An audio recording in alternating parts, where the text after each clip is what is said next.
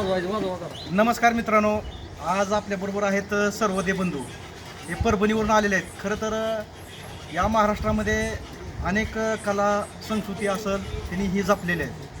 आपण ह्यांना आपण पिंगळा ह्या नावानं ओळखलं जातं. खरं तर पहाटपट हे पिंगळा आपल्या घरासमोर यायचे आणि वाजवायचे आणि आपल्या सर्व गावकऱ्यांनी जागृत करायचे, म्हणजे उठवायचे. खरं तर मी त्यांना विचारतो की कुठले तुमचं गाव कुठलं? परभणी. किती दिवस झालं तुम्ही हे करताय? ते आता जन्मापासून. मग आता तुमच्या पुढल्या पिढीला पण कसं काय नाही आता लेकर शाळा शिक्षण वगैरे त्यांना?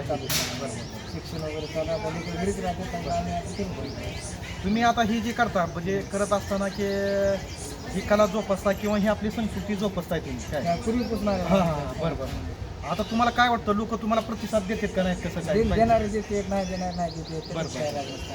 पण देते पण नाही म्हणते. बरं. समजे देत नसेल समजे कधी देते ते म्हणजे ह्यांच्या म्हणण्यातून असं आलं की पहिल्यासारखं आता ही राहिलेलं नाही, ही कुठेतरी लोप चाललेली आहे. परंतु तरीसुद्धा त्यांनी ही संस्कृती जपत ठेवलेली आहे आणि आता त्यांच्या पुढल्या पिढीला त्यांनी शिक्षण देऊन कुठंतरी बाबा सर्व्हिस लागावी, कुठंतरी एक चांगल्या हुद्द्यावर आपले मुलं बाळं शिकावी, हा त्यांनी हा प्रयत्न केलेला आहे.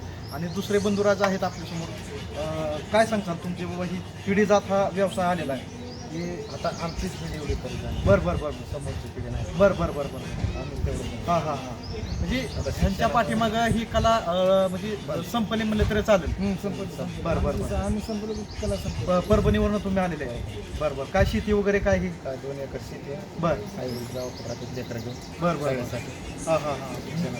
मुलं कितीला आहेत आता? 4वी-5वी. 4वी-5वीला आहे.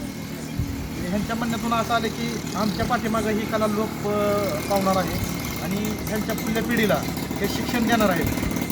खूप छान वाटलं की महाराष्ट्राची संस्कृती करताय आणि ही कला म्हणजे लोक चाललेली आहे. शिक्षक म्हणून नाही, ही कला ही लोक होत चाललेली आहे आणि लोक पण ह्या कलेकडे लक्ष देत नाहीत. आता त्यांच्या म्हणण्यातून आली कोण देत आहे कोण नाही. खूप छान वाटलं. धन्यवाद. जय श्रीराम. एकदा